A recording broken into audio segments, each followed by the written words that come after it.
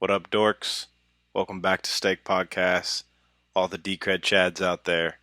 I'm shooting this intro, another video intro, me and my son. And go check us out on YouTube. As always, gonna shout out the YouTube channel. Bub's growing up so fast, and it's just kind of cool to see him grow up every week whenever we put out these podcast videos.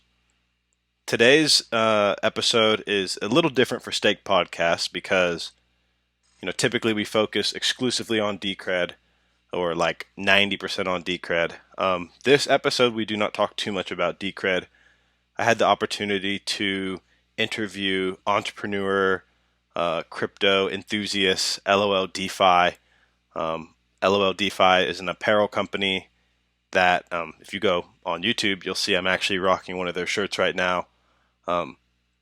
Talk a lot about the sort of how I found out about L.O.L DeFi and the quality of the shirts, and thinking about trying to bring L.O.L DeFi apparel, or bring Decred to L.O.L DeFi. So maybe you'll see a proposal from me here in the future trying to do some sort of collab. But today's episode is really interesting because we talk not just about, the intersection of art and crypto and NFTs and sort of L.O.L DeFi's time in the traditional fashion industry and how he sees, that industry being disrupted. But I think what will be very interesting to the Decred community is to hear L.O.L DeFi talk about some of the more nuanced parts of creating a brand and connecting with people, and just the subjective nature of mimetic warfare and color schemes and branding and marketing, which is very timely in the Decred community. Highly encourage people, even if this is not really your cup of tea, just give it a try, because we talk about some really interesting things, and I'm sure you're going to hear something in there that you are interested in.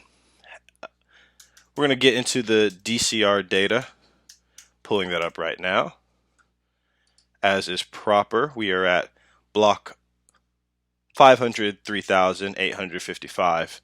The ticket price is getting far too out of my reach, guys, which is just a cry for some Atom tips for sure. I'm falling behind. The current ticket price is 169.48. And the next ticket price is 172.53. So ticket price all-time highs, guys. This is very exciting. This is very bullish. The voting reward is at 0.82 DCR. We have, gone down. Another 28 days has passed, and it's nice to see some of the differences with Decred. Just in terms of the inflation adjustment. How it's a much more smoother. You don't have sort of these massive spikes in the supply rate. Issuance. The total hash rate of Decred is up. We are at 403 petahashes per second. Total circulating supply of Decred is 12,269,222. In the exchange rate, we have been flirting very, very, very much with trying to break the $20-21 range. We are currently sitting at $20.13. It's going to be interesting to see how the rest of the year plays out between now and December 31st. But yeah, it looks like we might be breaking through that resistance that me and Permeable Nino talked about on the last episode. I guess with that, we'll jump right into the interview. I hope you guys enjoy this one. Make sure to rate, subscribe, comment, and drop some Atom tips, because it really helps out. Thank you. Enjoy. Stay staked. Everyone, welcome back to Staked Podcast. I have a very special guest with me today, L.O.L DeFi, at L.O.L DeFi on Twitter. Some of you guys may have interacted with this account before. You'll see me right now, if you guys are watching on YouTube, I'm rocking one of his t-shirts, one of the LOL DeFi t-shirts. And yeah, LOL DeFi, welcome to the podcast. Thanks for having me, man. Appreciate it. No, really excited that you're here. And we've been interviewing Anon after Anon here at Stake Podcast. So we're kind of getting used to this, not really being able to see Yeah, people's faces. Want to respect anonymity around here at Staked. And so not to dox yourself in any way, but go ahead and tell the dorks out there a little bit about yourself. the dorks. Yeah, so I'm L.O.L DeFi. Some of you may know me as Chad. And yeah, man, I'm based here in the UK, if you can't tell from my accent. Um, you may have heard me on Rebase Radio by Mr. Bones as well. And yeah, man, dude, I've been in the space for a good 3-4 years, and this one day, Based Money popped up. Based Money, shout out to the ghouls. And dude, I was just like, this could be a brand. Like everything they do, all the visuals is so fucking on point. And I just thought I had to step in, whip up some merch. And I mean, like initially, the store was just a based store. Like I just did all the based merch. And then like one by one, started having discussions with other DeFi projects. And yeah, man, here we are today working on a we do a lot of shit behind closed doors, not just selling merch. We advise for a bunch of crypto projects, and yeah, man. I don't know what to give away. Let's see Yeah, what you yeah. got. No. I'll interject here because so I found you. Obviously, I'm wearing a base shirt and a lot to talk about in terms of what you're doing right now. I want to rewind a little bit. You said you've been in the space about 3 or 4 years. We're going to definitely talk about based. We're going to talk about based radio, Cream, Hedrick. We're going to talk about all that. But before Nice. that, what was it early on in your life that made you interested in designing an apparel? That was a good question. I mean, I'd always been into. I gotta be careful about what I say. But I mean, I'd always been into that kind of realm anyway. I always liked clothes. Um, and like my off-chain days before I got into crypto, I was working with some pretty fucking big brands, lifestyle brands, both like fashion and technology brands. And yeah, I say we, it was me and a partner. We were making marketing campaigns for them. We were doing influencer engagement, um, and for 3 or 4 brands, like some of the biggest fashion and lifestyle brands on the planet. Any celebrity or influencer that you saw wearing their clothes was a result of me and a couple of other people that were doing all of their gifting. Um, and yeah, we just kind of, dude, it was a natural kind of transition. I I'd always been a bit of a tech geek at heart, and then 3-4 years ago, kind of fell head over heels in love with crypto and the blockchain realm. So was And it in those early days, just taking it back, was mhm. there something in your past that would have let us know, were you um watching fashion shows? Were you doodling around in class, coming up with designs? Were you just drawing cartoons? Like give us a little bit about um, kind of the genesis of, your creative outlet. yeah, dude, I was didn't do too hot in school. I was always drawing, always like I'm an intelligent person, but I only excel in what I enjoy, and I've always found it quite difficult to dedicate time to something that I don't see a point in. And so very quickly, sort of as soon as I finished school, I kind of fell into that fashion scene. I can't say too much about what it is that I did because For sure. Can't dox to yourself. myself. And yeah, dude, yeah, I was fashion shows. I was at Fashion Week all over the planet, front row in a lot of cases. Uh, Worked with a bunch of really cool people, man, and um, That's yeah, just like uh, that, it's a that's all I career can say. field that so many people I think aspire to, and it's one of those career fields that very similar to, like, I guess, modeling or being an artist, like so many young people want to do that sort of thing, but life ends up taking them a Yo, different path. And so it's just really cool that you know what it someone is? actually has gone out and been able to do some stuff in that area, Dude, you know what it is? It's more like anyone who wants to move into that space, like they haven't spent enough time in the space, because as soon as you do, you I woke up one day and realized I fucking hated everybody in the scene. And it was Mhm. like it wasn't a case of, what was I doing and was it fun? It was a case of like I had to interface with people with egos way bigger than just like bigger than you can imagine and bigger Yeah, than their actual kind of real life value.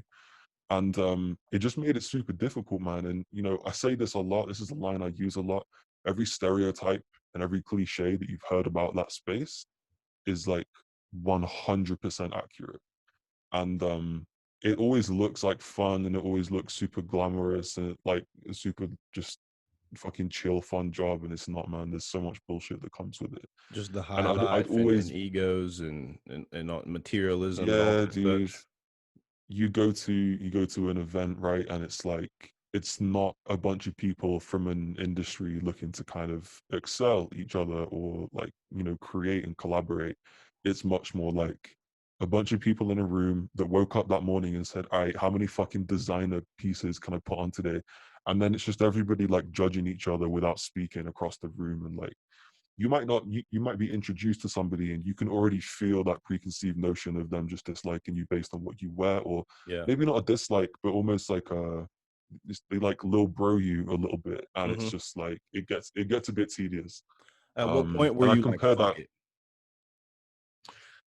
I want to say, you know what, it was the 2017 bull run. I was like, I mean, I had been learning about crypto sort of early mid 2017s. Everything was like kind of on its way, Yep. and then we were getting towards late 2017, and dude, yeah, I reached out to a project. I reached out to a media company basically in crypto, and around this time I was doing like, because I'd already left fashion and I was working with like brands more in the lifestyle chain. So just And to give some clarity, sorry to interrupt. Are you doing more mhm, strategic branding? Are you doing more graphic design? Are you doing more full integrated service? Like, yeah, tell, it's just definitely give strategic. us an idea. Yeah, way more sort of like ideas planning. Okay. And like we have a we don't use them right now, LOL DeFi, but I have a bunch of friends that design, and I've got a kind of, I guess, draft of people that we use for X, Y, or Z. So we would typically come up with ideas or ways to execute certain things, or if the brand was doing one thing but it wasn't quite efficient, we would be like, you should do this instead, this will be 10 times better value. And we would kind of like plan and organize these strategies, and then if they needed Would designing, if they needed any kind of Sorry to visuals, we could interrupt. supply that. I think this will be interesting. Were you getting that data just sort of based off of your subjective knowledge of the industry and sort of your insights, or was it data driven? Was there market research? Just give us an No, idea.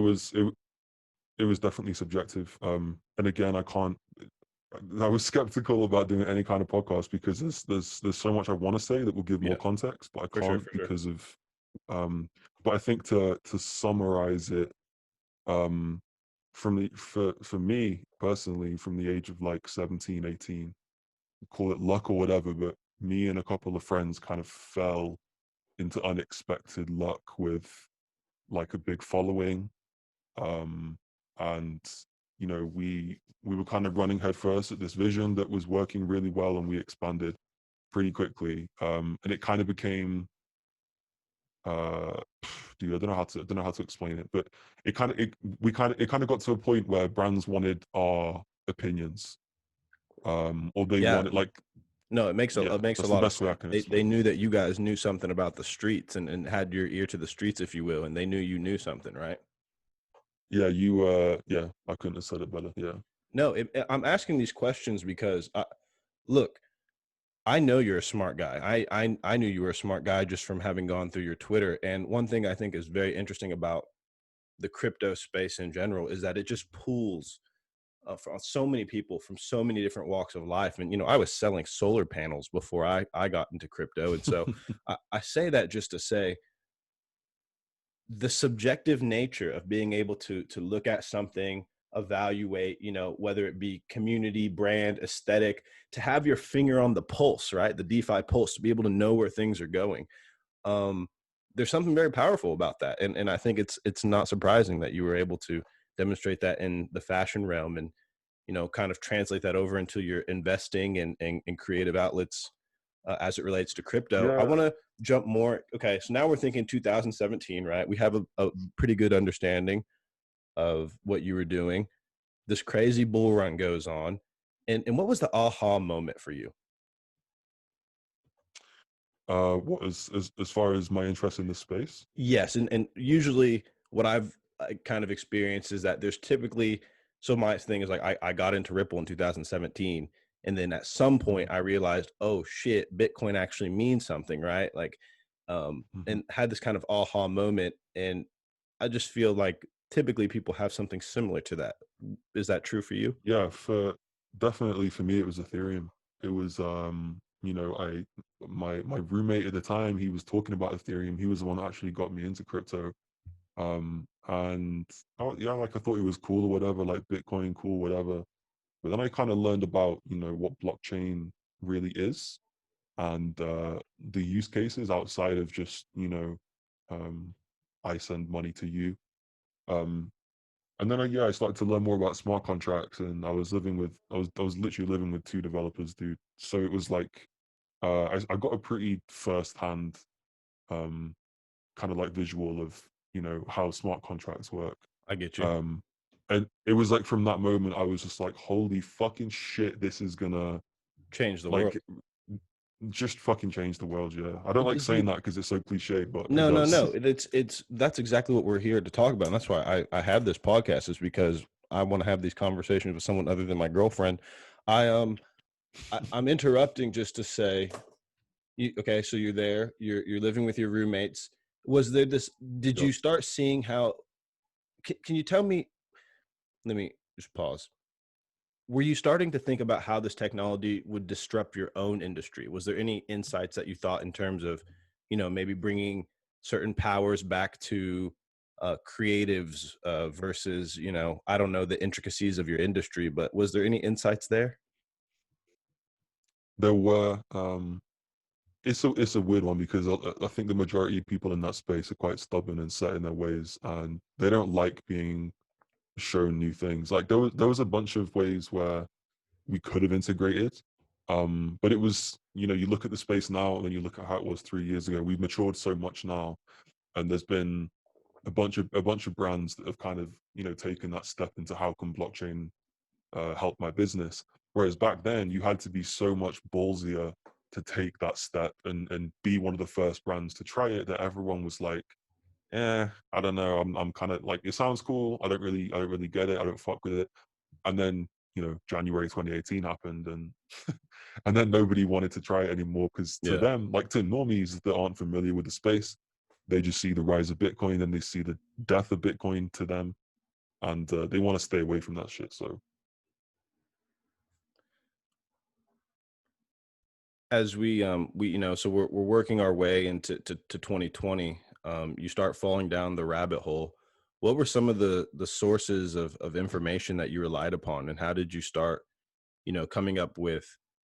So maybe I've made an assumption, and I want to just maybe double check that assumption.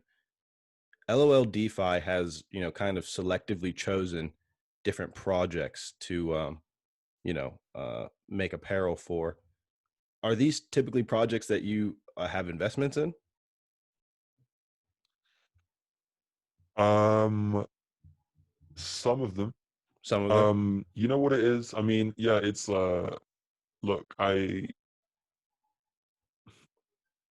sometimes sometimes. is the answer. Yeah, you don't have to, you know, not to get too personal. Really, what I'm trying to figure out is, as you start learning this process, you have to go somewhere to come up with your theses and resources for learning. And I'm just trying to figure out a little bit about that process for you. Okay, well, um, I think the best. I mean, I can. It'll help probably if I'd say if I explain how it got started, I might be able to kind of segue into that. So I mean, with Perfect. like I say, I was like deep down the DeFi rabbit hole anyway. Friend of mine was, he put me onto it. He showed me the ropes. I'd heard of it. I didn't quite get it. This is probably in like June, and June of dude, we 2020. hopped into Wi. Yeah, this year, yeah. Okay, We, cool. we we hopped into Wi-Fi like late July. I think it was, I want to say 21st or 22nd of July. We hopped on Wi-Fi, and um, that that just fucking opened my eyes. And exploring the Yearn ecosystem and what it actually does, and using Curve.fi for the first time and all this stuff, and then out of nowhere, dude, Base.money pops up, and like we were freaking out over the branding and the way they just nailed it. Like it cut through so good. It was memey, it was funny, but it wasn't tacky. I mean, it was tacky, but it's so tacky that it just fucking banged. No, And so we were yeah, saying, you go. we were saying like this has to be a brand. Like, how do they not have merch? So um I just I designed a bunch of merch. I created a whole website. I did this all like in private and secret. And I just reached out to the ghouls on Telegram, and I was just like, yo, I made this. Um, I'm not gonna do shit with it unless you say you like it and we can go ahead. And yeah, dude, they were really they loved it. They were like, yeah, man, thanks for asking. I think there was like maybe one other person who was trying to make merch at the time, and I don't know about the relationship he had with the ghouls, but they did appreciate that.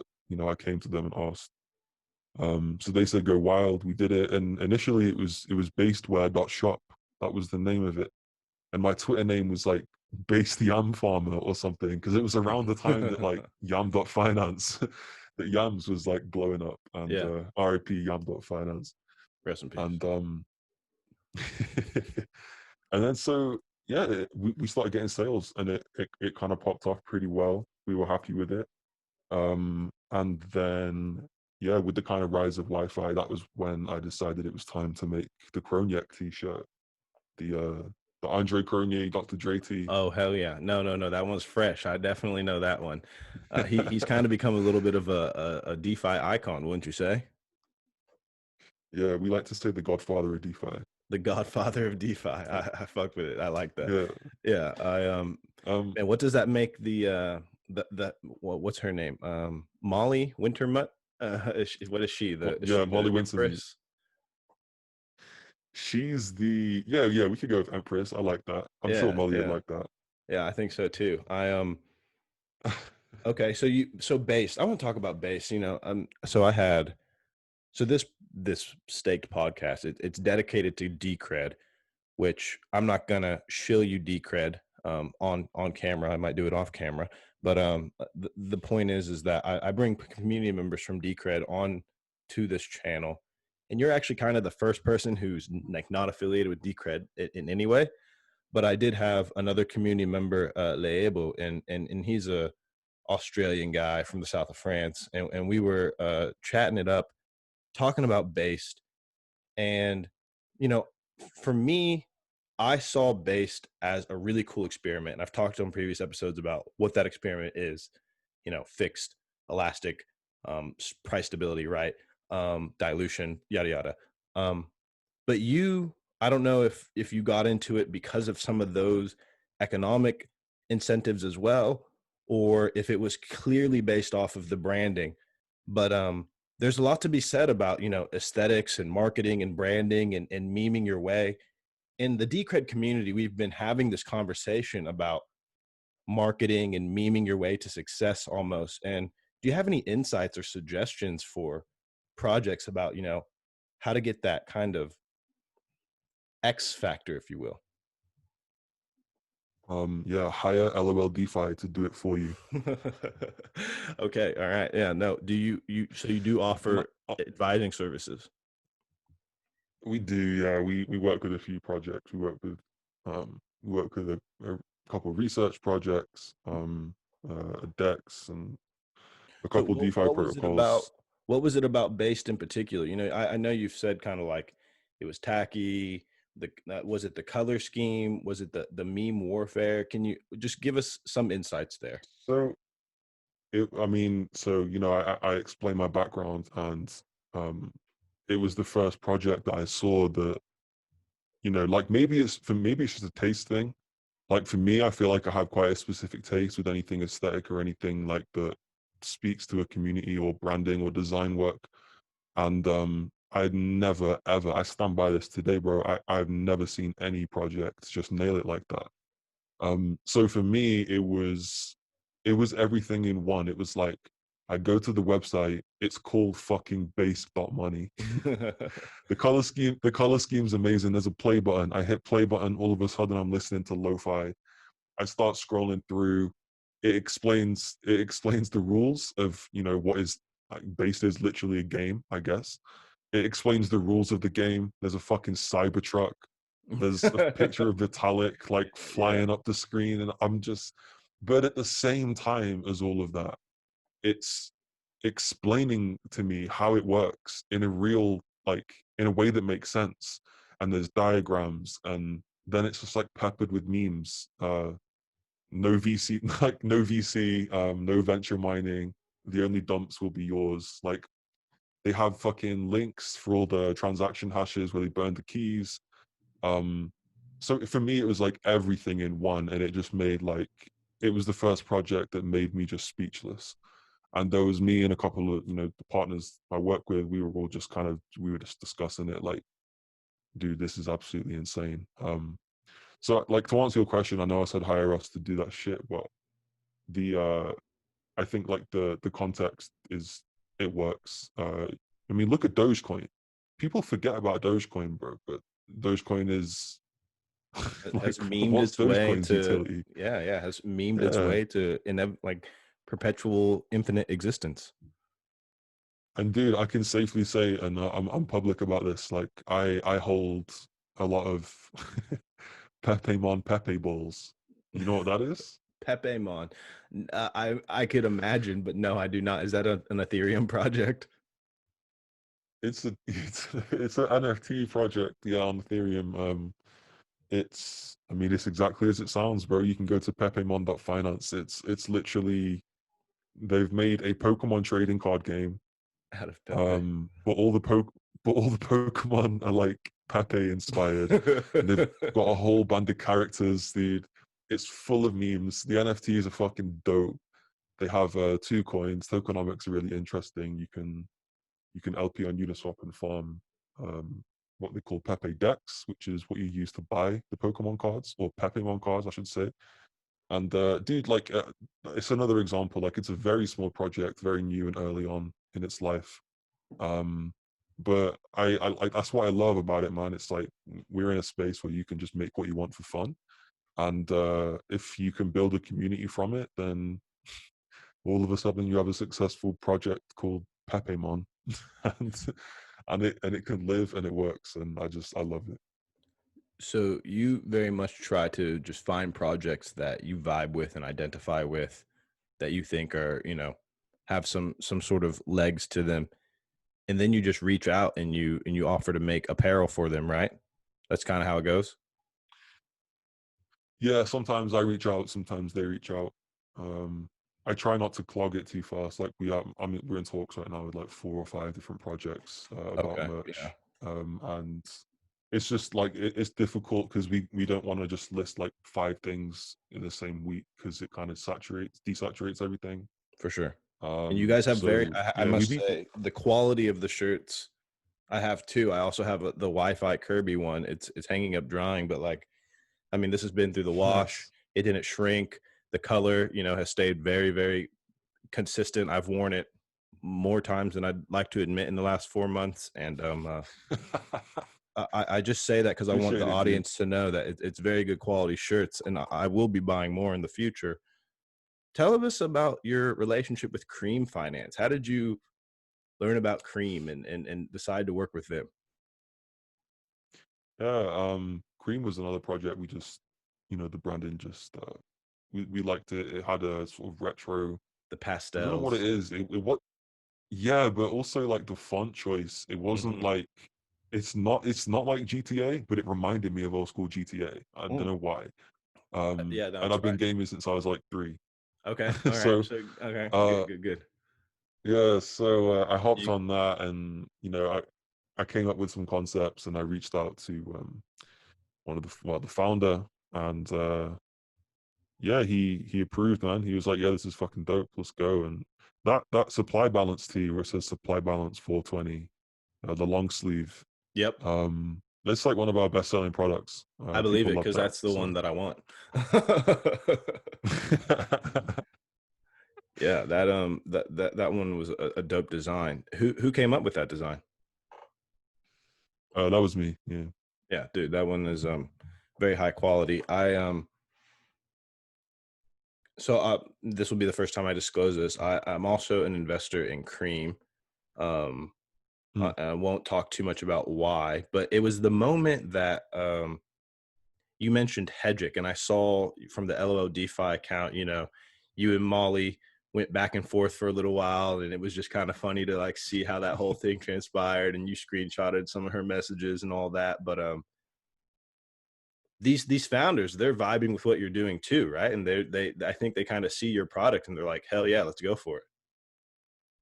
dude, you know what? I think that like we're working with these cool projects and stuff. But for me, one of the most humbling things, and the thing that I'm loving the most about it, is that I'm interfacing with people that I never thought I would, but they're also coming to us and saying literally like, we fucking love your stuff, and we want to, like, is there scope for us to work together, or and I, like it's just really, it's rewarding more so than like us selling products, or me aping into some fucking degen project and it popping off. Like, it makes us a lot happier to know that yeah, some of these founders actually fuck with what we're doing. We've had like actually, I won't say that. Yeah, it feels good, man. You'd be surprised who's reached out to us. No, I wouldn't be surprised because I just admire y'all's work. And look, I remember in 2017, the last bull market, there were so many pop-up t-shirts, shops, and I bought a couple different shirts. I'm the type of like, it's kind of nerdy in that way. I like to rock nerd type shirts. But man, you're the only like apparel brand that I've gone back to in this space. And I think that Oh shit. there's something really going on with LOL DeFi, and very excited to see where that brand just continues to grow in this kind of unique intersection between, I guess, creativity and open source software. Do you have any thoughts about kind of just the new potentialities that are open to artists as a result of this new technology? Oh, dude, I have one that I'm so desperate to tell you, but I just can't, because it's something where Oh man, I don't get that it's many so listens. You can say. it's something we're looking to, I mean, it's something we're looking to roll out soon, but we do need a Okay. partner project, and we're in conversations with a couple. We don't know who it's going to be, but I think, one of the things I can speak on that we have done successfully is, fuse NFTs with merch. So, for some of the releases of teas we've done it with Base, we did it with Uniswap, we've done it with Cream as well, actually. So we'll make an NFT. We'll stick that on Rarible. Everyone go to rarible.com/LOLDEFI. We'll have And that in the link. basically we have nice. So we have designs on there, or we have NFTs on there that when you purchase, there's a redeemable link, and that link will take you to a specific item on the store, which if you put it in your cart and go to checkout, you get it for free. That's kind of dope. So you That's kind of like, dope. yeah. So you like So buy it's an like NFT, buying, yeah, and then you get kind of a shirt in real life with it, or a product of exactly. some sort. Dude, So that's dope. You go. yeah, so it's like you would buy it, and then by owning the NFT, you have a link, and it'll only work once by using that link. So only one person can do it, and then we also make sure that if you, uh, we basically give 100% royalties back to us if you resell it, to stop people from reselling. So if you buy the NFT and then try to sell it to somebody else for a higher price, like you can if you want, but we'll get the full price that the new buyer buys. So That's smart. it stops people like buying stuff and then trying to resell it for higher prices. And in a couple of cases on our website, but it's like 10 grand. So like the idea is you go buy the NFT for whatever price it is, so you don't have to spend 10 grand on a fucking t-shirt. Yeah, I just think that this is massively disruptive to like some of the legacy fashion companies, and it's like I'm excited to see some of these younger companies utilizing this technology in Mm. creative ways. I've often just thought about, you know, someday, I don't know if you've heard of Decentraland, but Yeah. maybe someday there'd be different brands that exist just in Decentraland as form of wearables, and you Mhm. know. I thought that I was a genius for thinking, man, someone should design a shirt in Decentraland and sell it for mana, but then like you would get the shirt in real life as well, you know, kind of sell it at a premium. But it looks like you guys have kind of already done that. Um, Yeah, I mean, not quite. I mean, the NFT space is super fucking interesting. I'm working on 2 projects right now, which I won't go into detail, but yeah, we don't again, have to go into this detail, but I would love to hear some of your, you know, kind of cosmic, like the thoughts that you were saying earlier, where you know, you might sound a little crazy. I would love to hear you get a little kind of futuristic in terms of how you could see the NFT space growing. um, I think that in the same way cryptocurrency was the first use case of blockchain that gained traction, I think art has been, I think art is simply the first use case of, you know, ERC 721 and 1155 protocols, like collector's items and art. I think like the more digital we go, especially with all this like COVID bullshit, and um, I think over the coming couple of years, I think we're going to start to see some really interesting integrations. Like, you know, Fortnite did a partnership with Travis Scott. I don't know if you saw that. I did. Where Yeah, definitely yeah, saw that. so you know, imagine that, but you have to buy NFT tickets, and yeah, maybe it's on Decentraland, or to go to what you were saying earlier about Decentraland having real brands in it.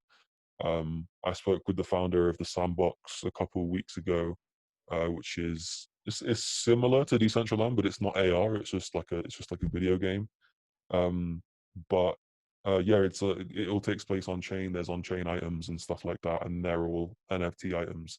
But they are also in talks with you know real world brands about having like a bunch of things in there, whether it's you know discussing with Lego maybe, and there's like a Lego world in the game, or having a discussion with Adidas, and there's like Adidas hoodies for your character in the game, like and the list goes on. So I think the more we go down this route, I think we're going to start to look more and more like that movie Ready Player One. Um, like each year that goes by, I couldn't have said it any better. yeah. What Um,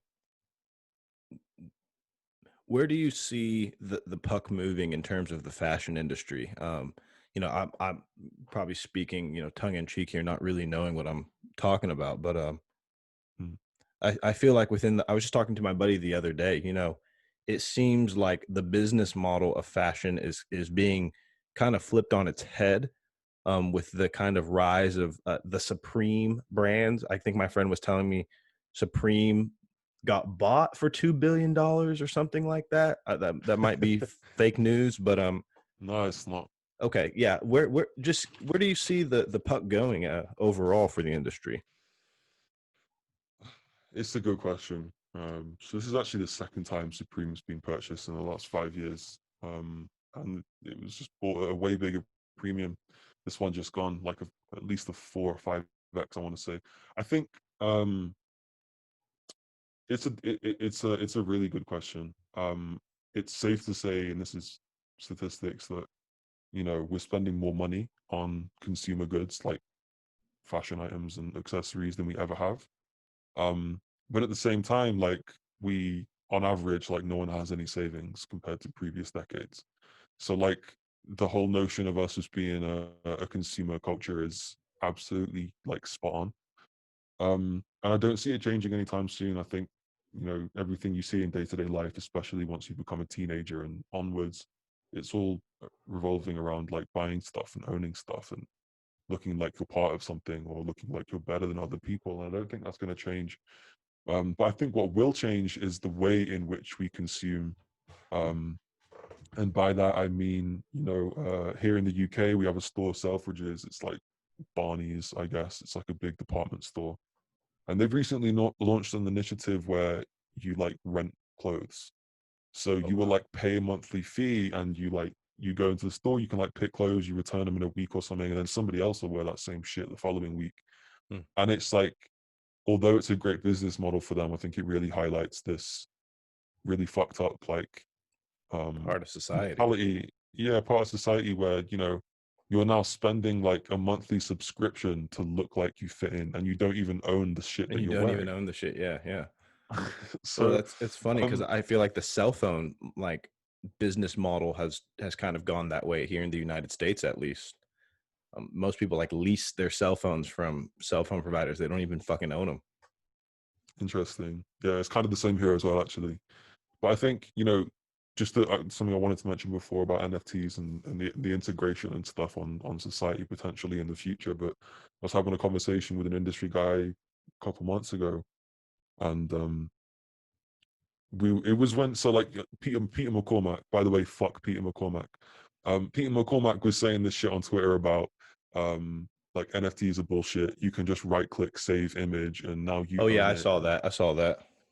Yeah, I mean, that's like saying you can go to the Louvre and take a picture of the Mona Lisa on your phone, and like, now do you own the Mona Lisa? Like, no, you can set it Yeah. as your wallpaper if you want, but you don't own the fucking piece. But Yeah, we were there's something saying, like, intellectually dishonest about that argument, I feel. I think that's a fair approach. Yeah, you're right. But I think that what, so I was discussing with my friend about this thing. We were saying, like, what if, and we all know Jack from Twitter is like super crypto focused right now, but like, what if projects and companies like Twitter and Facebook and Instagram, integrated uh, some of their backend with blockchain? And by that I mean, what if you create? Um, okay, look, let me put it this way. It goes for all content and all media, right? So you look at things like deep fakes and how realistic they're getting right now. You look at fake news, like, dude, 4 channel cook up something funny, and like a bunch of news stations will start, posting and reporting on it. It takes them a couple of days to realize it's fake.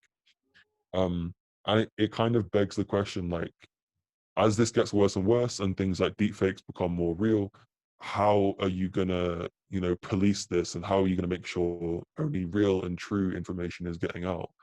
And we see it as, blockchain is kind of the only way. Like, if you can publish a piece of content on the blockchain, and you can see with like a nice user-friendly UI where people don't need to worry about fucking 0x transaction hashes because it just looks intimidating to someone who's unfamiliar. If you can just see like transparently that it came from CNN or the BBC or my account or your account, you now know if something's been tampered with or not. So all of a sudden there's this video of like Donald Trump saying, I don't know, he's going to go nuke like North Korea. You might take it as real, but unless it has that little, stamp that says this came from the White House, then it's safe not to believe it. And on the contrary to that point, it's like, if that does happen, you could then, in theory, create a sort of like underworld black market of like a meme economy. So like, maybe you have to own or buy a certain meme to be able to use it. And so if I go and tweet a meme that I bought on Rarible, uh, Twitter wouldn't give you the functionality to save that meme. Maybe it's a GIF, you can't save it. And the only way that you can actually repost it is if you buy it from Rarible. And you would then kind of create this economy around meme culture and um, art in general, and like reactive GIFs and stuff like that. And I think it's just a really interesting way of looking at it. I've butchered and fucked up that whole explanation, but hopefully you can see my point. No, no, I actually don't think you did at all. I think that was extremely clear.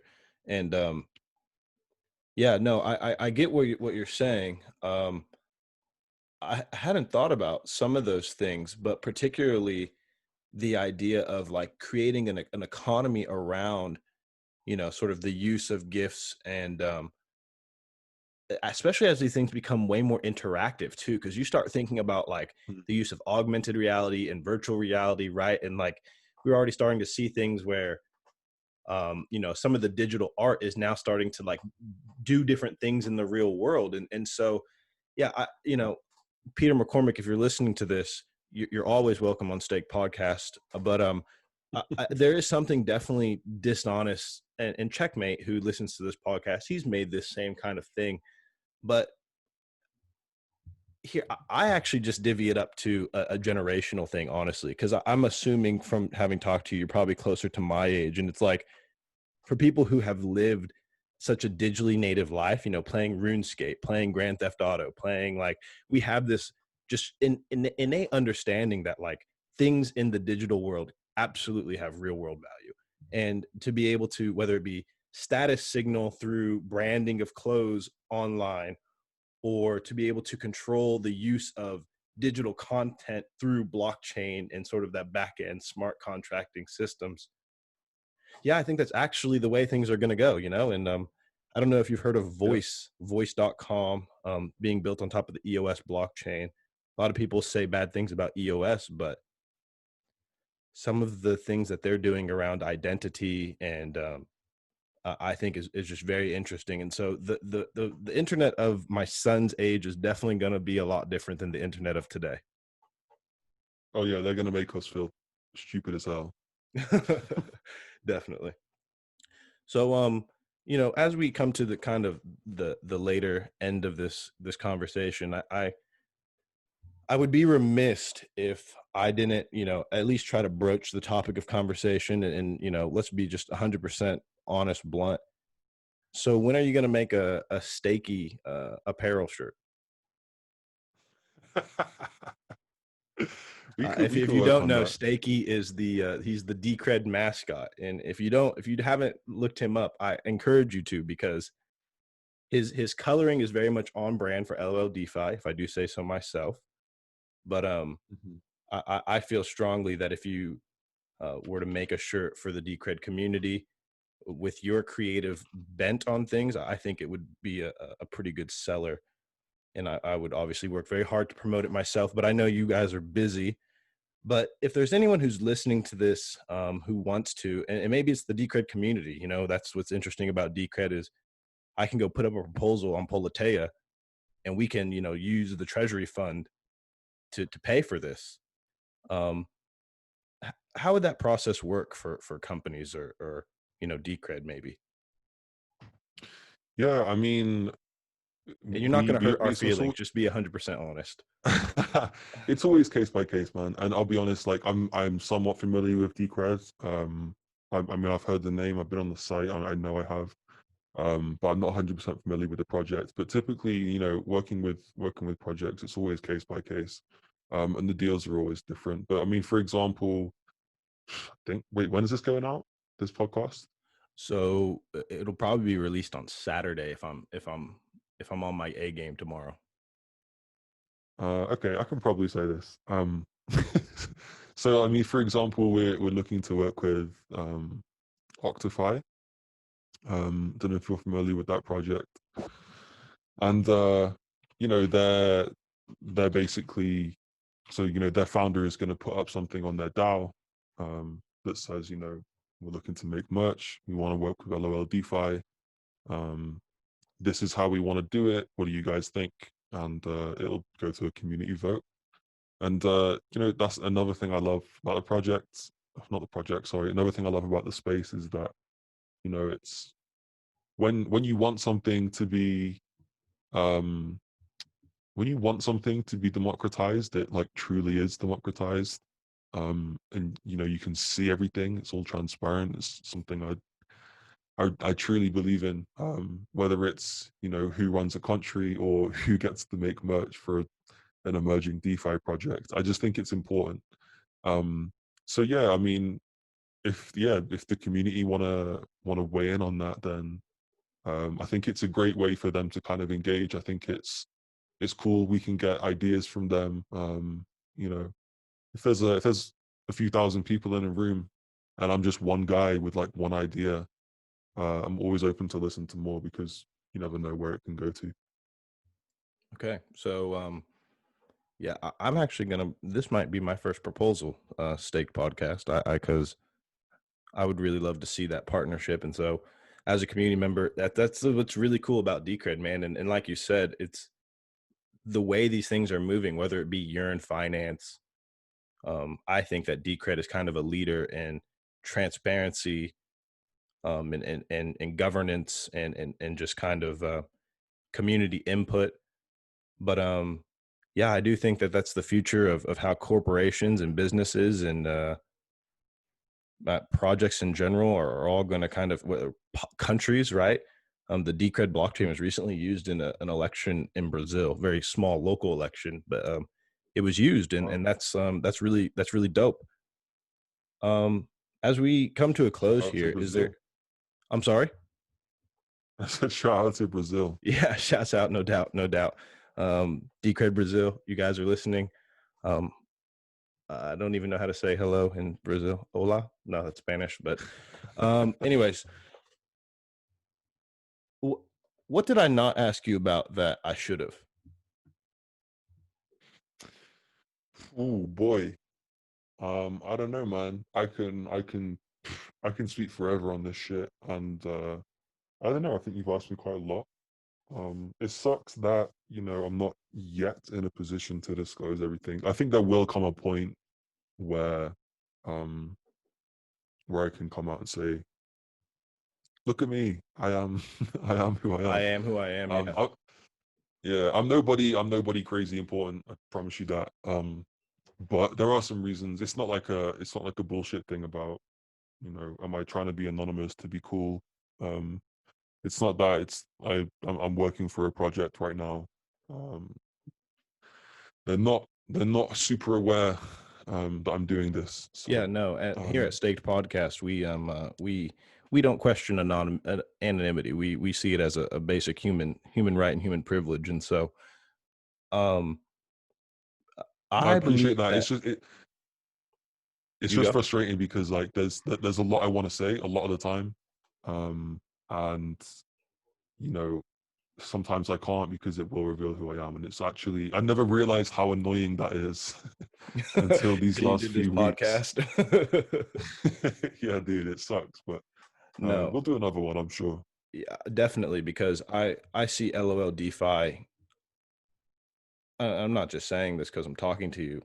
I've never seen a brand, an apparel brand in the industry that I actually think has like long-term longevity. And so I'm going to continue to support you, and very excited to watch I LO DeFi grow, and have you back on Stake Podcast one day, and maybe talk about all those things we couldn't talk about this time. I definitely appreciate it, man. I'll always be here. And yeah, thanks for the kind words. It was always, we didn't want to like take over or revolutionize merch in that way, but I just find like a lot of people that are making merch in this space, it just feels a little tasteless sometimes, and we just want to make things that are actually wearable, and like the t-shirt you're wearing now, like you don't have to be a crypto nut to wear it or like it. It's just a nice, I mean, Yeah. that's not even me designing, dude. That's just a fucking dank based logo, like. Yeah, So, yeah, yeah. No, but the on um the back, I'm gonna turn around here so they can see the ghoul on the back. oh, the That's a very ghoul. nice touch. Actually, now I mention it, did you make the YFI hoodies? I know you guys have the rain jacket, but did you make the black hoodie as well?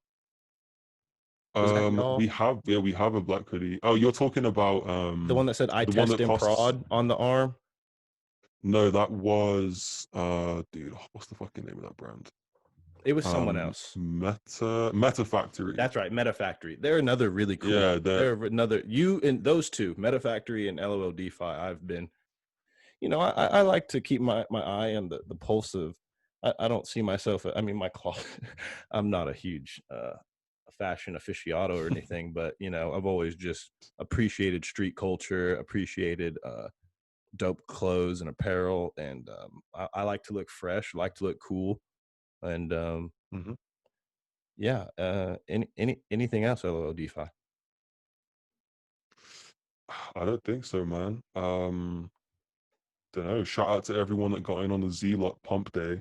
Um, I saw if you you tweet did, about that. if Legendary you day. did, we have a dope tee for you to go and pick up, man. But yeah, that was a fun day. It's been a good week. Yeah, we'll definitely have your Rarible, your Twitter, all linked in the description, your website as well, and hopefully we'll continue this conversation. And best of luck to you, and thank you for coming on Staked.